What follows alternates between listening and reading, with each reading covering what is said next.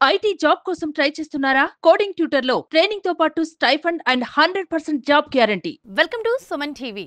అంతో ఇంతో అదృష్టం అన్నది ప్రతి మనిషి జీవితంలో ఉంటుంది. అది ఎక్కడో ఒక దగ్గర కనిపిస్తూ ఉంటుంది. మండే ఎండల్లో నీడనిచ్చే చెట్టు దొరకడం అదృష్టం. సముద్రంలో అలల తాకిడికి కొట్టుకుపోతున్న వాడికి ఓ రాయి ఊతం దొరకడం అదృష్టం. అచ్చం అలాంటి అదృష్టమే వీళ్ళ జీవితంలోనూ జరిగింది.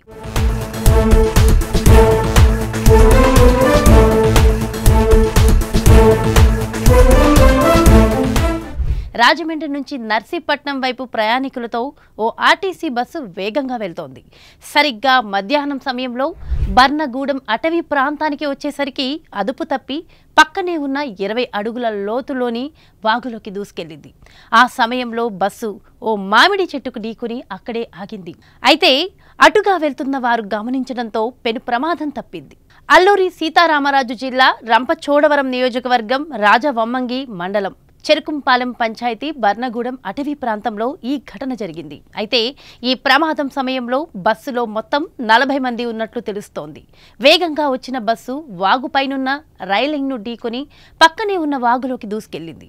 ఆ సమయంలో పక్కనే ఉన్న మామిడి చెట్టును బస్సు ఢీకొట్టడంతో దానికి అడ్డుపడి అక్కడే ఆగిపోయింది. మామిడి చెట్టు లేకుంటే ఆ బస్సు వాగులో పడితే తలుచుకుంటేనే వల్లు గగుర్లు పుట్టిస్తోంది కదా. ప్రమాదానికి బస్సు డ్రైవర్ అతి వేగంగా నడపడమే కారణమని ప్రయాణికులు చెప్తున్నారు. ఈ ప్రమాద బస్సు మామిడి చెట్టును ఢీకొట్టకపోతే తాము వరదల్లో కొట్టుకుపోయే వాళ్ళమని ప్రయాణికులు చెప్తున్నారు. ఏలస్ నుంచి రాజమండ్రి వచ్చే బస్సు ఒకటి జడ్డంగన్నవరం సమీపంలో యాక్సిడెంట్ అవడం జరిగింది. దాంట్లో నేను కూడా ఒక బాధితుడిని. అది జడ్డంగన్నవరం వరకు మా రోడ్ అసలు బాగోదు, ఎంతో కుదుపులు అనమాట. ఇది వరస్ట్ రోడ్ అనొచ్చు. అక్కడ జడ్డంగన్నవరం నుంచి కొంచెం డ్రైవర్ గారికి మంచి రోడ్డు దొరకడంతో కొంచెం రిలీఫ్ గా ఫీల్ అయ్యి కొంచెం స్పీడ్ గా నడపడం జరిగింది. ఇక్కడ ఏజెన్సీ రోడ్డు వల్ల కర్వ్స్ ఎక్కువ ఉంటే దాన్ని ఆయన గమనించలేకపోయారు. ఆ కర్వ్స్ గమనించలేకపోవడం వల్ల వర్షం కూడా ఉంది, అది దాంట్లో కాలువలో పడిపోయింది. చాలా మేజర్ యాక్సిడెంట్ ఈ రోడ్లోని.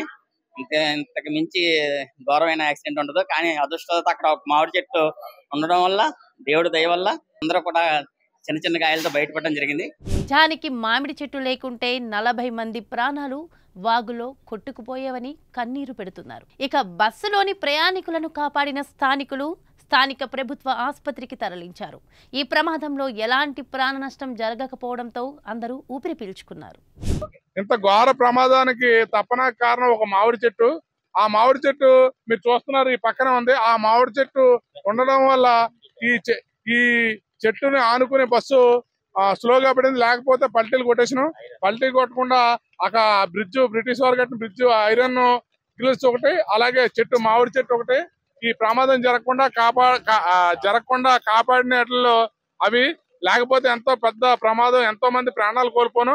ఎవరికి ఏమవ్వకపోవడం ఆ దేవుడి దయ వల్ల అందరూ ఊపిరి పీల్చుకున్నారు.